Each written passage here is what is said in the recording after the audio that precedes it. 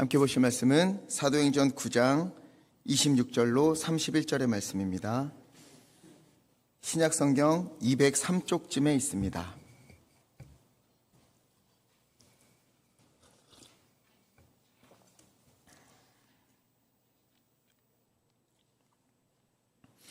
사도행전 9장 26절로 31절의 말씀 함께 읽겠습니다. 사울이 예루살렘에 가서 제자들을 사귀고자 하나 다 두려워하여 그가 죄자됨을 믿지 아니하니 바나바가 데리고 사도들에게 가서 그가 길에서 어떻게 주를 보았는지와 주께서 그에게 말씀하신 일과 다메섹에서 그가 어떻게 예수의 이름으로 담대히 말하였는지를 전하니라.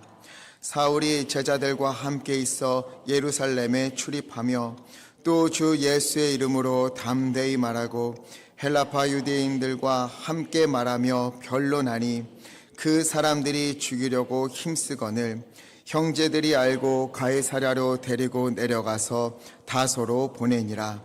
그리하여 온 유대와 갈릴리와 사마리아 교회가 평안하여 든든히 서가고 주를 경외함과 성령의 위로로 진행하여 수가 더 많아지니라. 아멘.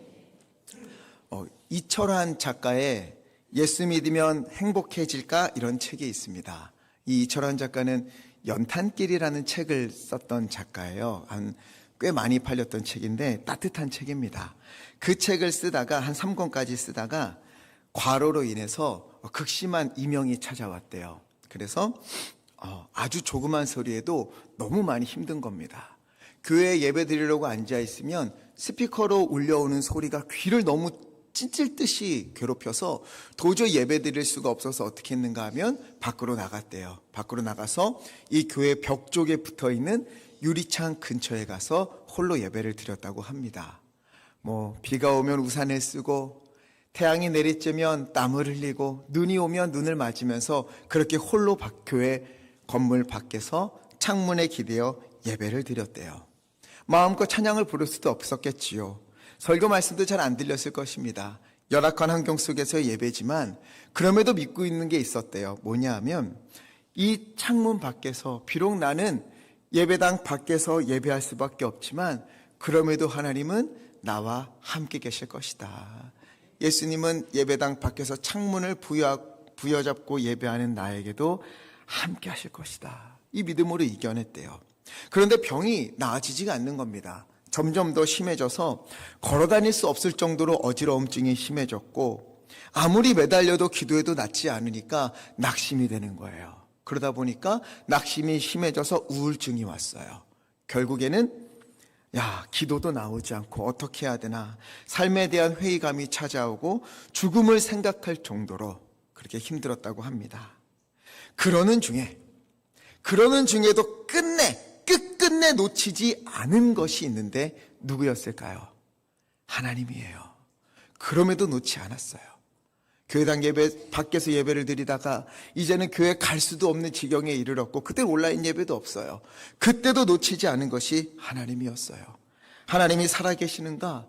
실로 나의 기도를 듣고는 계시는가? 수시로 의심의 길에서 넘어지는 나약한 자신임에도 불구하고 예수님은 나를 포기하지 않고 손잡고 계실 거야. 나를 구원해 주실 거야. 나와 동행하실 거야. 이 믿음으로 끝까지 이겨내서 다시 일어설 수 있었다고 합니다. 그래서 그런 나이기에 이런 어려움 속에서도 하나님을 놓지 않은 나였기에 이런 부족한 나임에도 의심하는 나임에도 끝끝내 예수님이 손잡아 주셨기에 나는 누구보다 행복한 사람이다. 이렇게 고백하면서 지은 책이 예수 믿으면 행복해질까? 이런 책입니다. 여기에 보면 그림이 하나 나와요. 사진을 한번 보여주세요. 이런 그림이 그 책에 나옵니다. 이 그림이 어떤 그림일까요? 기린 그림이죠. 그렇죠? 기린이 쇠창살 안에서 이렇게 밖을 바라보고 있는 그림입니다. 그런데 이철원 작가는 조금 다른 이야기를 합니다. 이 그림을 볼 때에 내가 틀릴 수도 있다. 내가 생각하는 것이 틀릴 수도 있다라는 생각을 가지고 그림을 바라보면 다른 풍경이 보인다는 거지요. 그러면서 이런 질문을 해요. 쇠창살 속에 갇힌 것은 기린일까? 아니면 나일까? 쇠창살 안에서 기린이 나를 보고 있는 것일까? 아니면 쇠창살 안에 갇힌 나를 저 자유로운 기린이 불쌍하게 보며 쳐다보고 있는 것일까? 즉, 내가 틀릴 수도 있다, 이 생각만 놓지 않으면 우리는 많은 것들을 볼 수 있다, 이렇게 이야기를 해요. 그렇게 볼 수 있다면 우리는 사탄이 준비해 놓은 거대한 함정에 빠지지 않을 수 있다, 이렇게 이야기를 합니다. 이명과 어지러움증 그리고 우울증이 겹치는 상황에서 마치 자신이 어두컴컴한 지옥 속에 있는 것처럼 느꼈어요. 절망 속에 있는 것처럼 느꼈고 세상이 끝난 것처럼만 느꼈고 나는 이제 죽는 길밖에 없다, 그렇게 여겨지는 환경이었습니다. 그러나 내 눈에는 그렇게 보였지만 실상은 그 시간 속에서도 그곳에서도 그 어려움 속에도 하나님은 나와 함께 하셨고 나에게 더욱 가까이 오시는 하나님을 내가 더욱 깊이 만날 수 있는 기회가 되었다. 그렇기에 이 아픔의 시간은 고통의 시간이나 지옥과 같은 장소가 아니라 하나님을 더욱 깊이 만나는 은혜의 시간이 되었다, 이렇게 고백을 해요. 그가 지옥처럼 느끼고 절망하는 그곳에서 마치 하나님이요 광야로 헤매는 다윗에게 그러하셨던 것처럼 하나님은 그에게 더욱 가까이 다가오셔서 깊이 만나주신 거예요. 그러다 보니 그곳은 홀로 버려진 사막이 아니라 하나님을 만나는 광야 한가운데 세워진 성막과 같은 것으로 그에게 다가왔던 것입니다. 어떤 사람은요, 당장 너무 힘들고 괴로워서 하나님이 나와 함께하지 않는 것만 같다, 이렇게 생각하지만 여러분, 그 어느 때보다 하나님은 가까이 오셔서 무너지지 마, 넘어지지 마, 놓치지 마, 조금만 더 참아, 내가 너를 위해 광야에서 길을 만들고 있어, 이제 너는 광야에서 길을 건너게 될 거야, 이렇게 말씀하시는 시간일 수도 있습니다. 반대로 우리가 보기에 너무 잘 되고 모든 것이 형통하는 것처럼 보여지는 그때 우리 하나님은요 어느 때보다 더 멀리 계셔서 제발 좀 돌아와라, 정신 차리고 나에게 좀 돌아오라 애통하며 부르짖는 시간일 수도 있다는 거예요. 눈에 보이는 것이 전부가 아니라는 겁니다. 우리는요 언제든 잘못 생각할 수 있어요. 언제든 잘못 판단할 수 있어요. 우리가 언제든 잘못 볼 수 있어요. 그렇기에 우리는 누구를 의지해야 합니까? 하나님을 의지해야지요. 우리가 의지하는 하나님은 어떤 분이시지요? 온 세상을 창조하시고 만물을 주관하시는 하나님이십니다. 마태복음 10장 30절 함께 읽겠습니다. 시작. 아멘. 이 말씀이요 얼마나 대단한 말씀인 줄 아십니까? 그저 우리의 머리털을 세신다, 세고 계셨다, 이 정도가 아니에요. 저도 아침에 머리를 아마 몇 분들이 있으실 거예요. 아침에 머리를 감고 드라이로 말리다 보면 땅바닥에 머리카락이 조금씩 떨어져 있는 분들이 있을 겁니다. 저도 그래요.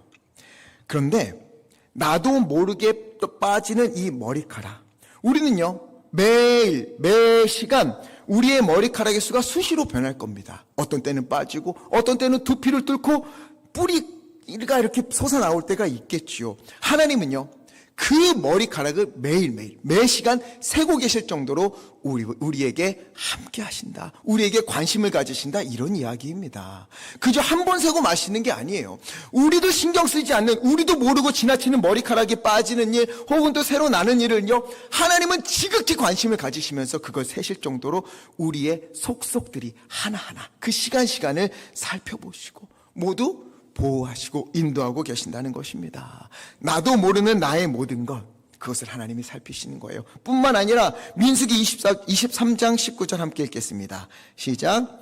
하나님은 사람이 아니시니 거짓말을 하지 않으시고 인생이 아니시니 후회가 없으시도다. 어찌 그 말씀하신 바를 행하지 않으시며 하신 말씀을 실행하지 않으시랴. 아멘. 우리 주님은요 거짓말을 하지 않으시고 그리고 또한 후회가 없으신 하나님이십니다. 말씀하신 것은 반드시 행하시는 하나님이시에요. 천지 만물이 변해도 변하지 않는 것이 무엇이지요? 하나님의 말씀입니다. 그래서 우리는 주님의 말씀을 늘 묵상해야 되고, 기도할 때 무엇을 붙들고 기도하는 거죠? 천지가 변해도 변하지 않는 주의 말씀을 의지하여서 이 말씀을 붙들고 하나님께 기도하는 거예요. 그러면 하나님이 반드시 행하신다 약속하셨기 때문에, 그렇게 우리는요, 모든 것을 아시고 후회가 없으시고 결코 실수도 없으신 우리 주님을 의지해야 합니다. 나의 생각과 나의 지혜가 아니라 하나님의 뜻과 하나님의 지혜를 의지하여 모든 것을 보고 또 모든 것을 행할 수 있는 믿음의 사람이 되어야만 하는 겁니다. 바로 그때 하나님의 넘치게 부어주시는 은혜를 맛보게 되는 거예요. 바로 이에 관한 이야기가 오늘 본문에 담겨 있습니다. 26절에 보니까 사울이요, 예루살렘에 가서 제자들을 사귀고자 합니다. 여기 나오는 사울이 누구인가 하면 우리가 잘 아는 바울이에요.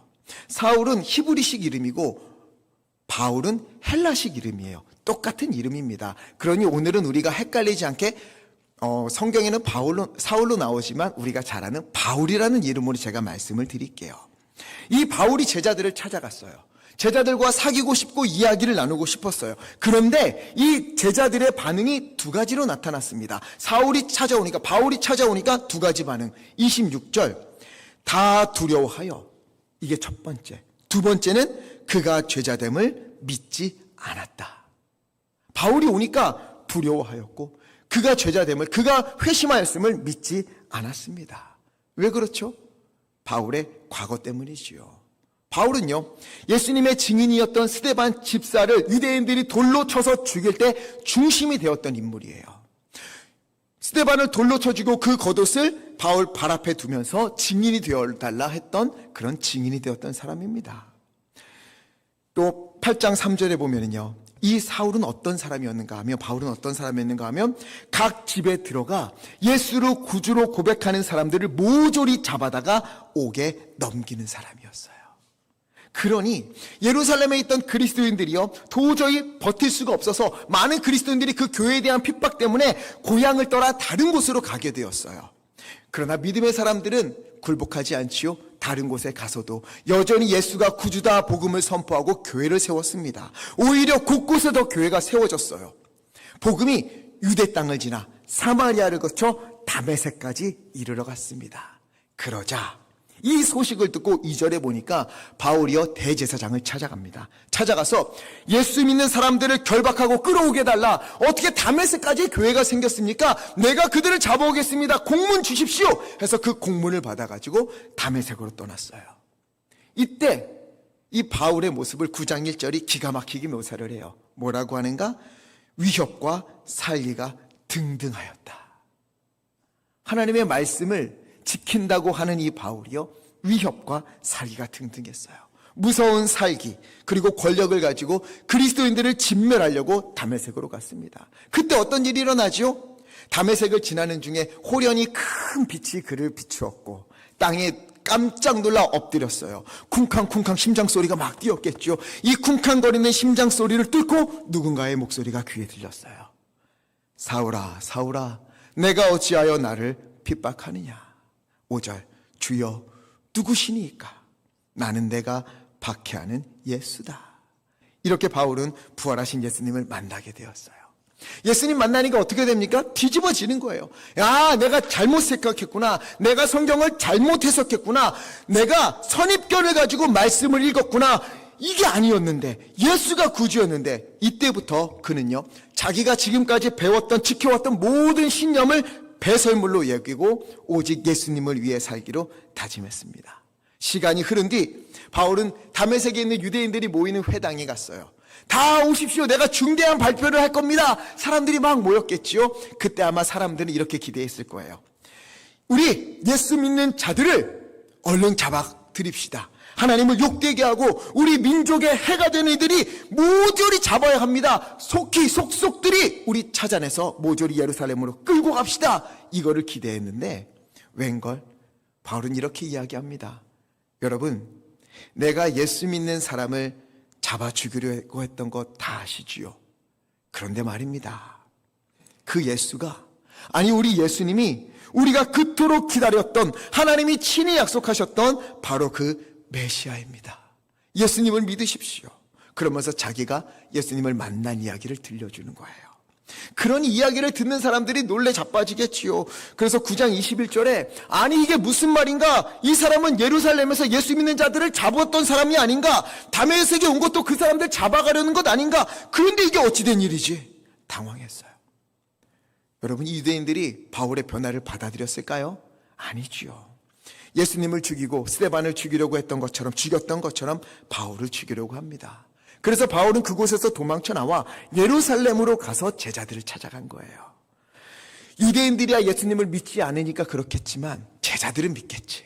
제자들은 내가 예수님 만났다 그러면은 믿어주겠지 하고 찾아갔어요. 그러나 26절 제자들은 어떻게 했다고요? 바울을 두려워하였고 그가 예수님의 제자됨을 믿지 않았습니다. 다메섹에서 부활하신 예수님 만났다, 회당에서 예수님을 전했다, 이 말을 듣긴 했지만 믿을 수가 없었어요. 계략일 수도 있잖아요. 예수님 믿는다고 해서 제자들을 다 만난 후에 갑자기 돌아서서 이 사람들 다 잡아가면 어떡해요? 그래서 제자들이 피했습니다. 바울의 과거를 알기에, 선입견 때문에 스데반을 죽이는데 앞장서고 믿는 자들을 옥에 가두고 얼마나 핍박했는지, 위협적이고 살기 등등한 모습을 다 알기 때문에, 그래서 바울은요, 예수님을 만나고 모든 것이 변했지만, 복음을 전하고 예수님의 증인이 되었지만 제자들에게 외면을 당하고 말았습니다. 저는 이 외면, 이 본문을 볼 때면 좀 가슴 아픈 과거가 좀 생각이 납니다. 제가 외면을 당한 건 아니고요, 제 실수가 좀 늘 가슴을 치고 들어와요. 제가 20살 때 처음으로 유초등부 교사를 했습니다. 1학년 아이들을 맡았어요. 꽤 많았어요. 이 아이들을 너무 이쁘죠. 와서 열심히 예배하고 정말 그 조망만한 손으로 박수치고 율동하고 예배드리는데 너무 이뻤는데, 그 중에 한 아이가 어느 날 왔어요.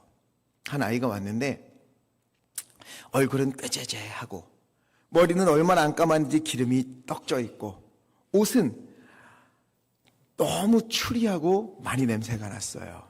그 아이가 이렇게 예배, 우리 1학년이니까 우리 자리에 와서 세상을 다 잃어버린 듯한 얼굴로 가만히 앉아 있다가 아무리 얘기를 해도 듣지 않고 얼굴도 마주치지 않아요. 그러다가 가는 거예요. 또 다음에 또 왔어요. 우리 아이들도 얘를 멀리합니다. 저도 이렇게 몇 번 올려나 이러면서 어쨌든 최선을 다했어요. 그러다가 어느 날 저는 이제 그때 예배가 끝나면 그 아이들 손을 다 잡고 집집마다 데려다 줬거든요. 한 1시간 반 정도 걸렸어요. 그렇게 데려다 주는데 이 아이가 그날따라 저하고 같이 가는 거예요. 한 번도 저랑 얘기해 본 적이 없고 인사도 안 했던 아이가. 그러면서 같이 가는데 그 아이가 갑자기 제 손을 탁 잡는 거예요. 그럼 어떨까요? 제가 감격해야겠죠. 와, 얘가 변했구나 이래야 되는데, 그때 오 주여 정말 저를 용서하소서. 제가 어떻게 했냐면요, 그 아이가 저를 잡았는데 모습 말씀드렸잖아요. 그 아이의 손이 너무 끈적끈적한 거예요. 너무 끈적끈적하니까 제가 그래도 잡아줘야 되는, 우선 잡긴 잡았어요. 그러다가 다른 아이가 오니까 제가 어떻게 했냐면 그 손을 놓고 뒤에 있는 아이의 손을 잡아준 거예요. 그리고 아이들을 데려다 줬습니다. 그 다음 주부터 이 아이가 나오질 않는 거예요. 한 달 넘게 안 나옵니다. 그래서 너무너무 미안한 마음에 수소문을 해서 그 아이 집을 좀 찾아내서 갔어요. 갔더니 아주 낙후된 지역의 지하 단칸방에 사는 아이였습니다. 이렇게 똑똑똑 두드리니까 그 아이가 문을 열어주더라고요. 들어갔더니 이 단칸방에 저쪽에 몸을 움직이지 못하고 말도 못하신 할머니 한 분이 누워 계셨고, 어머니는 얼마 전에 도망치셨고, 아버지는 술을 너무 좋아하셔서 거의 안 들어오시고 가정을 돌보지도 않고, 그래서 8살짜리 아이가 누워 계시는 할머니 먹이고 자기 옷 빨고 자기 치장해야 되고 학교도 가야 되고 그렇게 교회를 다녀야 하는 그런 상황이었던 거예요. 그러다 보니 그러니까 즐거운 일이 없는 거예요. 누구 한 명 자기에게 말을 걸어본 적도 없고, 누구 하나 자기를 안아준 적도 없고, 누구 하나 관심을 가져주는 게 없는 거예요. 집에서도. 그 모습을 보고 제가 얼마나 회개했는지 몰라요. 그 자리에서 그 아이를 끌어안고 많이 울었습니다. 그리고 교회로 얼른 달려가서 성미 목사님한테 찾아가서 성미 제발 좀 달라고 성미 갖다 주고 그 아이 좀 씻겨주고, 그때부터 그 아이가 올 때마다 최선을 다해서 그 아이를 맞아주니까 그로부터 한 2달 뒤 그 아이가 웃기 시작했어요. 그리고 말을 하기 시작했고요. 저한테 자기 얘기, 미주알, 고주알 얘기를 하나씩 해가면서 조금씩 변해가는 거예요. 그러다가 제가 군대를 가서 그 다음부터 보지 못했는데, 저는 이 아이가 변했다는 감사함보다 그때 그 손을 놓았던 제 손을 아직도 잊지 못해요. 하나님 앞에 얼마나 죄송하던지. 우리가요, 내가 생각지도 않게 많은 사람을 외면할 때가 있을 겁니다. 외면이라는 것은요, 강제로 일부러 모른 척하는 것도 외면이겠지만 무관심도 외면에 속합니다. 내게 다가오는 사람들에 대한 무관심, 혹은 저 옆에 있는 사람에 대한 무관심, 혹은 저처럼 잡았던 손을 놓는 것도 외면이겠지요. 그런 일을 저도 저질러서 저는 이 본문을 볼 때마다 그 아이를 생각하고 또다시 하나님 앞에 회개하며 계속 저를 다잡고 기도를 합니다. 제자들도 그랬어요. 바울의 겉모습을 보고 그를 외면합니다. 그의 과거를 보고 그에게 손사래를 치는 거예요. 난 쟤를 믿을 수가 없어. 아무리 생각해보고 또 생각해보도 바울이 예수님을 만난다? 아니, 있을 수 없어. 그럴 수가 없어. 그가 예수님을 만날 수는 없어. 게다가 예수님 믿고 선하게 사는 사람도 이렇게 많은데 그 중에서 바울 부르신다고? 에이, 그 중에서 바울 변화시키신다고? 에이, 그렇게 악하고 악한 바울을 난 믿을 수 없어. 못 믿겠다. 이렇게 그의 겉모습과 그의 과거를 보고 그를 외면하는 거예요. 여러분, 이것이 얼마나 큰 착각입니까? 성경을 보면은요, 이런 사람을 부르시고 이런 사람을 변화시킨 이야기들로 가득합니다. 여러분, 아브라함 아시죠? 하나님은요, 저 멀리 이방 땅 우르에 있던 아브라함을요, 하나님을 잘 모르고 이 우상이 가득한 곳에서, 게다가 아브라함의 아버지는 뭐라는 사람이었죠? 우상을 깎아 만드는 사람이었어요. 그러니 하나님을 알겠습니까? 하나님을 믿겠습니까? 그럼에도 불구하고 그 아브라함을 부르셔서 믿음 없는 그를 믿음의 길로 인도하시고 믿음 있는 자로 변화시키셔서 끝내 믿음의 조상이 되게 하신 분이 바로 우리 하나님이십니다. 야곱은 어떻습니까? 야곱이 뭐 착하고 선한 사람이에요? 아니에요. 그는요, 그 이름처럼 늘 남의 발목을 붙잡는 사람이었어요. 거짓말로 형을 속여서 장자권을 얻어냈고요, 아버지를 속여서 기도를 받았고요, 저 멀리 가서 삼촌을 속여서 재산을 불린 사람입니다. 그럼에도 하나님은 장자인 에서가 아니라 약점 투성이인, 단점 투성이인 야곱을 택하시고 그를 변화시키시고 이스라엘의 12지파의 조상이 되게 하신 것입니다. 모세는 어떻습니까? 하나님이 모세를 부르셨을 때 모세는 어떻게 하죠? 하나님, 왜 나를 부르셨습니까? 나는 이해할 수가 없어요. 나는 애굽에서 사람을 죽이고 광야에 와서 40년을 허비했습니다. 80세가 넘었어요. 말도 잘 못해요. 능력도 없어요. 그런데 하나님, 어떻게 나를 부르신다는 겁니까? 그럼에도 하나님은 모세를 그때 부르셔서 그에게 능력을 주시고 이스라엘을 구원하는 일에 사용하셨습니다. 그뿐입니까? 예수님은요, 성전에서 일하던 사두개인이나 율법에 통달한 바리새인이 아니라 물고기 잡는 어부, 천대받는 세리를 택하셔서 예수님의 제자로 삼으셨어요.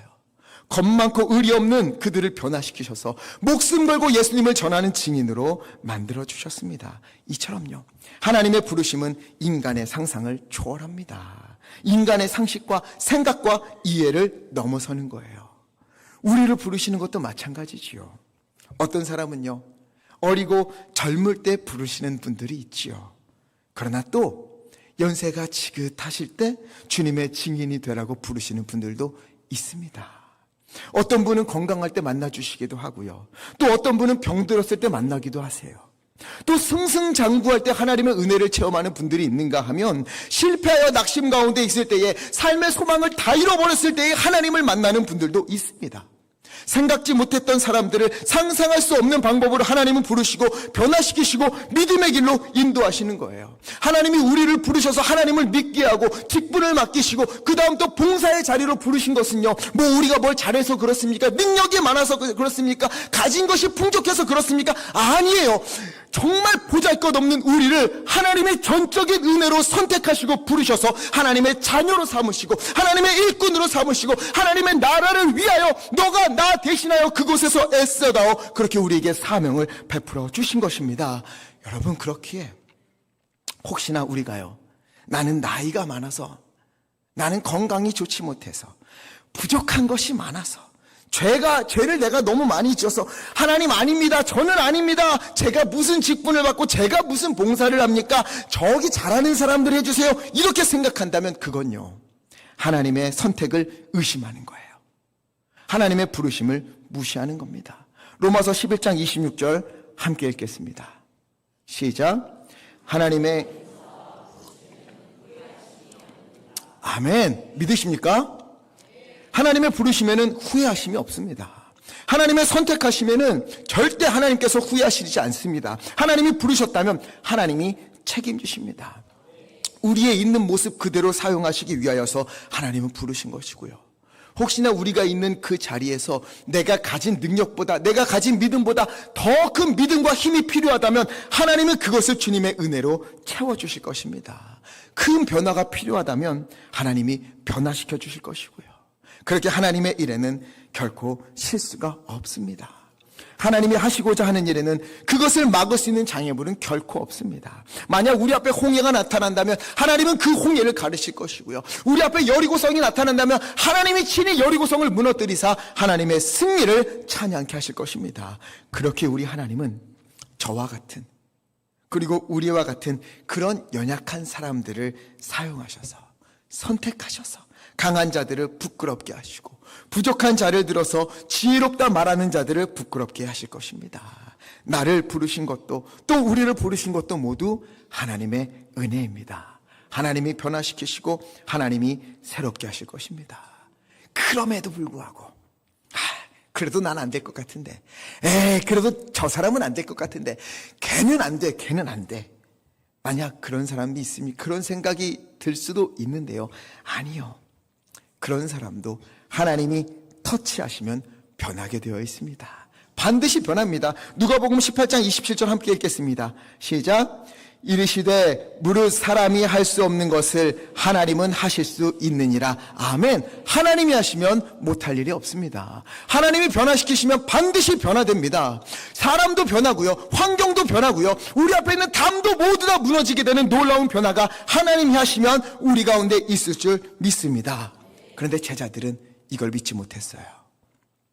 하나님이 바울을 변화시킨 것을 믿을 수가 없었어요. 왜? 내 생각 때문에, 내가 가진 선입견 때문에, 바울의 과거 때문에 거기에 사로잡혀서 하나님이 바꾸신 바울의 현재의 모습을 볼 수가 없었어요. 바울은 그렇게 제자들에게까지 외면당하는 신세가 되었습니다. 힘이 빠졌겠지요. 하나님의 부르심이 왜 이리 늦었는가? 날 조금만 더 빨리 부르셨다면, 나는 왜 이리도 잘못된 길을 걸었었는가? 어찌하는가? 자신을 탓했을 수도 있어요. 그럼 그에게 누가 찾아왔는가? 27절에 보니까 바나바가 찾아옵니다. 바나바는 사랑이 많은 사람이에요. 가난한 사람들을 보고 있자니 그 아픔이 자신의 아픔으로 느껴져서 참을 수가 없어서 자신의 밭을 팔아서 사도들에게 주며 어려운 이웃에게 좀 도움을 주십시오 돌보게 했던 그런 사람이에요. 그의 본래 이름은 요셉인데 정말 사랑이 많고 위로함이 많아서 사람들이 너는 바나바다, 위로의 아들이다, 이렇게 별명을 지어 부를 정도였습니다. 이 바나바가요, 바울을 찾아간 거예요. 저는 이 장면 생각하면 가슴이 저미어 옵니다. 바나바라고요, 바울이 밉지 않겠습니까? 믿는 사람들 핍박하고 함께 복음을 전했던 스데반을 돌로 쳐 죽인 사람이에요. 교회의 원수예요. 그런 바울을 바나바가 찾아간 거예요. 쉽지 않았겠지요. 우리가 알고 있는 사랑의 원자탄 손양원 목사님 아시지요? 자신의 두 아들을 죽인 그 안재선을 끌어안고 자신의 양자로 삼았던 그런 사랑이 많은 목사님입니다. 근데 그 목사님이 뭐라고 고백했는지 아세요? 내 두 아들을 죽인 안제선을 데려와서 양자로 삼아서 집에 데려와서 방 안에서 한 상에 앉아 밥을 먹자니 이 밥알이 모래를 씹는 것만 같았다. 한 숟갈도 씹을 수가 넘길 수가 없었다. 이렇게 얘기할 정도입니다. 그러니 바나바도 뭐 별 다를 바 없었겠지요. 그럼에도 그는 찾아갑니다. 아무도 듣지도 않고 믿어주지 않는 그런 바울의 이야기를 한참 동안 들어주고요. 그가 다메섹에서 예수님 만난 이야기, 그가 예수님을 전한 이야기 다 듣고 그리고 그를 믿어주었어요. 그리고는 바울의 손을 턱 잡고 함께 일어나서 가자. 그리고는 제자들에게 찾아갑니다. 제자들에게 가서 바울에게 있었던 그동안의 이야기를 들려주고요. 바울의 마음을, 그 믿음을 대변해 주었어요. 이 바나바를 통하여 바울은요, 자신을 피했던 제자들과 함께 지내며 예수님에 대한 말씀과 그 마음을 나누게 되었고, 그로 인해서 정말 놀라운 하나님의 복음이 퍼지는 역사가 일어나게 된 것입니다. 바나바는 어떻게 이렇게 할 수 있었을까? 어떻게 이렇게 할 수 있었을까? 손장호 목사님도 힘들었고, 그리고 이 일은 정말 쉽지 않은 일인데 어떻게 그럴 수 있었을까? 사도행전 11장 24절 함께 읽겠습니다. 시작. 바나바는 착한 사람이요 성령과 믿음이 충만한 사람이야. 이에 큰 무리가 죽게 더하여지더라. 아멘. 바나바는 착한 사람이다. 여기서 착한 사람은요, 뭐 우리가 생각하는 착하고 뭐 조곤조곤 말하고 잘 들어주고 그런 사람이 아니라 겸손히 하나님이 함께 하시는 것을 믿고 하나님과 행하는 그런 선한 사람을 이야기하는 거예요. 하나님 앞에서 선한 사람. 그는 모든 일에 하나님의 뜻을 구했어요. 무엇을 하든지 하나님을 의지했습니다. 성령으로 충만했고 믿음을 삶으로 살아내는 그런 사람이었어요. 그렇기에 그는요, 자신의 눈으로 보고 귀로 들은 것, 이것으로만 판단하는 것이 아니라 내 눈으로 보고 내 귀로 들은 것을 가지고, 그것을 가지고 하나님 앞에 한 걸음 더 나아가서 주여 주여, 내가 이것을 듣고 이것을 보았지만 여기에 있는 하나님의 뜻을 내가 알게 하여 주시옵소서. 이것을 향한 하나님의 마음을 내가 알게 하여 주시옵소서 기도하는 사람이었던 거예요. 하나님의 마음을 헤아리며 성령님을 의지하여 바울을 보았어요. 그렇게 이 바나바는요, 바울 안에 계신 예수 그리스도, 바울 안에 있는 성령님을 발견하게 되었던 것입니다. 하나님의 눈으로, 하나님의 마음으로 기도하며 그것을 보았기에, 그렇기에 그를 믿고 제자들에게 데려가서 그들로 하여금 바울을 믿도록 인도해 준 거예요. 그리고 이 일을 통해서 기적이 일어납니다. 바나바의 도움으로 제자들과 함께 된 바울은 예수님에 대해서 더 많은 것을 듣고 나누게 되었지요. 그리고 온 세상을 돌면서 땅끝까지 이르러 제자가 되었고 가는 곳마다 교회를 세웠습니다. 죽기 직전까지 맞기도 하고 유대인들에게 여전히 매를 맞고 피해 다녀야만 하는 그 상황에서도 복음을 증거하고 교회를 세웠어요. 신약성경의 3분의 1을 기록한 위대한 사도가 되었습니다. 바나바의 위로가, 그의 믿음과 사랑이 바울을 믿지 못하는 이들의 마음을 바꿔주었고, 하나님의 부르신 가운데서도 낙심하며 어찌해야 하는가, 그런 바울을 온전히 일으켜주어 믿음의 길을 걸어갈 수 있도록 힘을 주었던 것입니다. 그리고 이와 같은 일들이 우리 교회 가운데에, 우리 가정 가운데에, 우리 삶 가운데 넘치기를 간절히 축원합니다. 여러분, 우리가요, 무엇을 하든지 우리를 선택하신, 우리를 인도하신 하나님의 은혜를 잊지 않았으면 좋겠습니다. 바울을 부르시고 바울을 변화시키신 것처럼 하나님께서 우리를 부르신 그 은혜, 오늘까지 살게 하시고 고난 중에도 다시 일어서게 하시는 그 은혜, 이 은혜를 잊지 마십시오. 이 은혜가, 하나님의 은혜가 오늘 우리를 살게 합니다. 그리고 하나님은요, 하나님의 눈으로, 하나님의 마음으로 우리가 나를, 그리고 서로를 바라보기를 원하십니다. 내가 보기에는요, 나 자신이 한없이 약해 보이고 부족해 보일 수 있어요. 한심해 보일 수도 있어요. 하나님은 그런 우리를 향해 뭐라고 하시는 줄 아십니까? 너는 세상에서 가장 소중한 사람이다.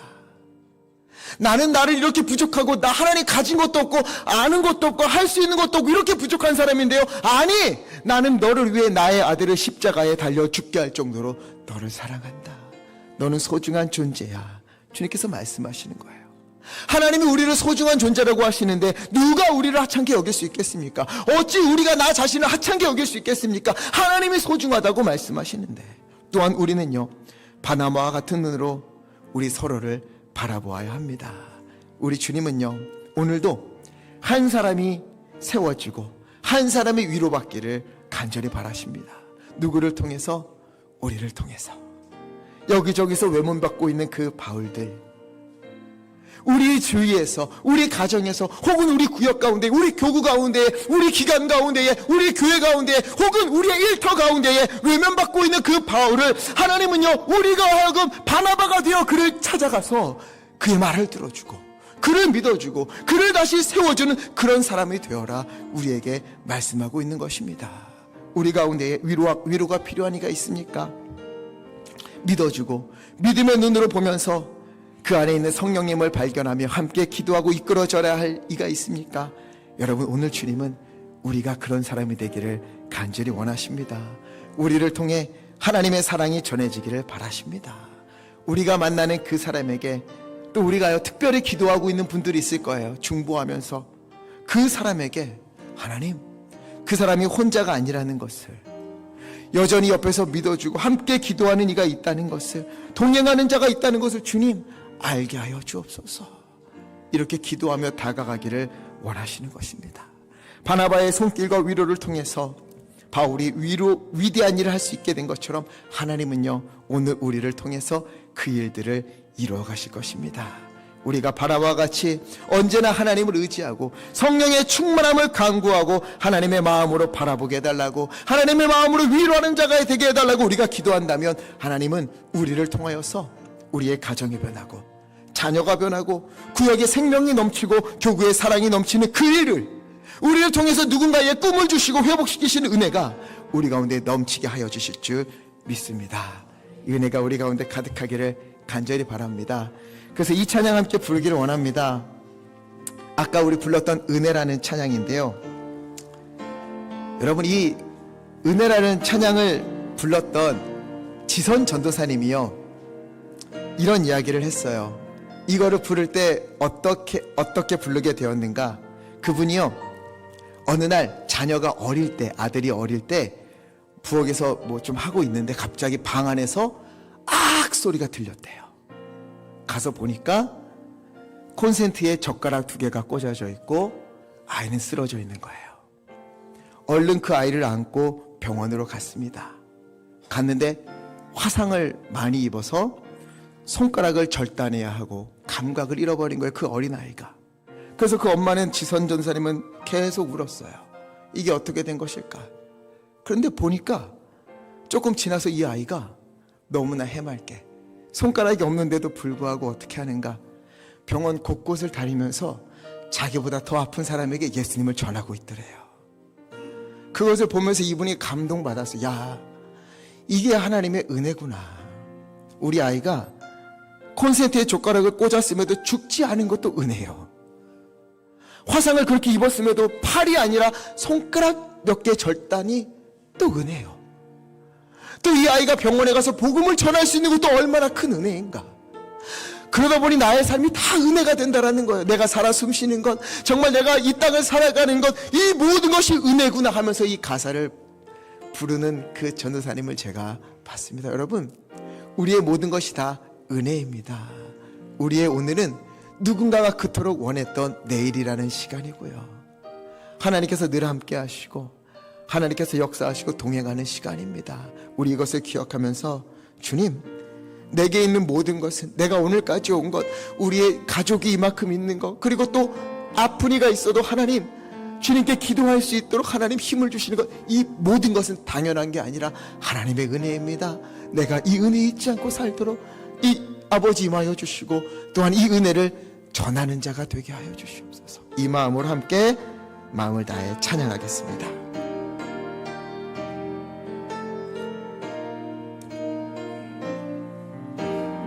누려왔던 모든 것들이,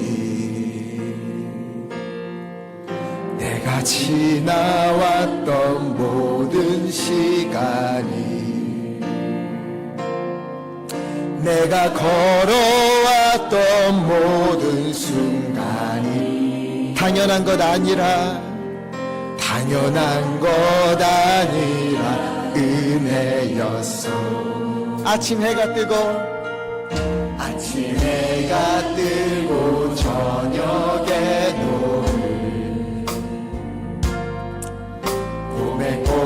향기와 가을의 열매,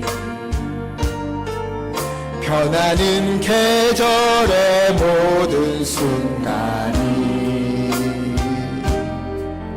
당연한 것 아니라 은혜여. 모든 것이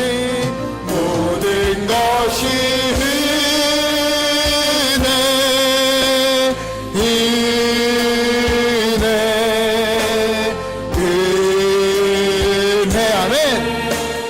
한없는 은혜, 내 삶에 당연한 것 하나도 없었던 것, 아멘. 모든 것이 은혜. 내가 이 땅에 태어나 함께 고백합시다. 내가 이 땅에 태어나 사는 것, 어린아이 시절과 지금까지, 아멘. 숨을 쉬며 살며 꿈을 꾸는 삶, 당연한 것 아니라 은혜여. 하나님의 자녀로 살며, 내가 하나님의 자녀로 살며, 아멘. 오늘 찬양하고 예배하는 삶, 누구를 전할 수 있는 축복, 아멘, 아멘. 당연한 것 아니라 은혜, 모든 것이 은혜, 모든 것이 은혜, 아멘. 은혜, 한없는 은혜, 내 삶에 당연한 것 하나도 없었던 것을, 아멘. 모든 것이 은혜였소. 우리 시간 함께 기도하기 원합니다. 우리 기도할 때에 두 가지를 두고 기도할게요. 먼저는 하나님, 나를 부르시고 나를 오늘 이곳에 있게 하시고 나를 살아가게 하시는 것, 나를 예수님을 믿게 하시고 나를 복음의 증거자가 되도록 인도하시는 우리 주님, 이것은 바울을 변화시키신 것처럼 하나님 나에게 임하시는 주님의 전적인 은혜입니다. 하나님이여, 내가 이 은혜를 잊지 않고 감사하며 사는 사람이 되게 하여 주시옵소서. 그리고 또한 하나 더 기도할게요. 오늘 나에게 임한 이 은혜가 필요한 사람이 있을 거예요. 하나님, 그 사람이 이것이 하나님의 은혜임을 알게 하여 주시옵소서. 그것이 당연한 것이 아니라, 그것이 자신의 노력이 아니라 하나님의 은혜임을 하나님 알게 하여 주시사, 주님의 복음 앞에, 주님의 말씀 앞에 변화되어서 온전히 하나님의 말씀 안에서 살아가는 믿음의 사람 되도록 아버지 역사하여 주시고, 무너진 삶에서 일으켜 주시옵시고, 병든 몸에서 아버지 회복시켜 주시옵시고, 하나님의 은혜로 채워 주시옵소서. 우리 주여 힘차게 해주시고 주님과 함께 기도하겠습니다. 주여,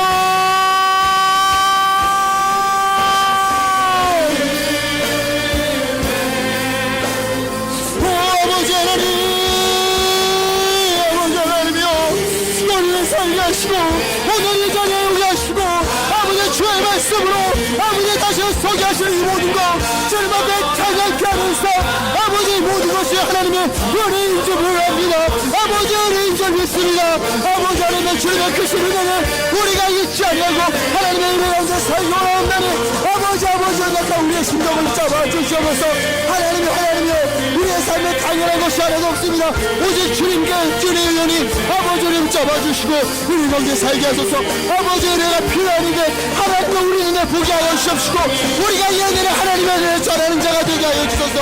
아버지 하나님의 주님의 은혜를 살게 하여 주시고 아버지 하나님의 은혜를 회복되어주고 하나님의 은혜를 선이 아버지 하나님이여 놀라운 은혜가 우리 인생에 우리 가족에게 우리 교회에게 오가면 아버지 인도하여 주소서. 모든 것이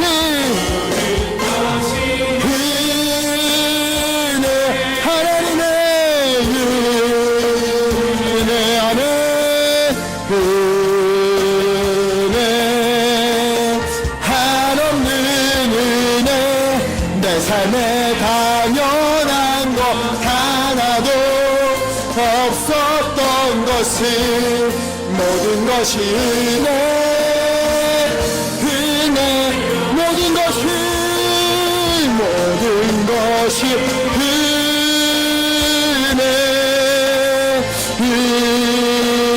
은혜, 아멘. 은혜, 한없는 은혜, 내 삶에 당연한 것 하나도 없었던 것은 모든 것이 은혜, 은혜였소. 살아계신 하나님 아버지, 오늘 우리가 살아가고 오늘 이 자리에 나와 주님께 예배하고 주님께 찬양할 수 있는 것, 아버지 모두 다 하나님의 은혜인 줄 믿습니다. 아버지 하나님이여, 주님의 은혜에 감사하여 아버지 이 시간 우리의 온 힘과 정성을 다하여 주님께 예배를 올려드립니다.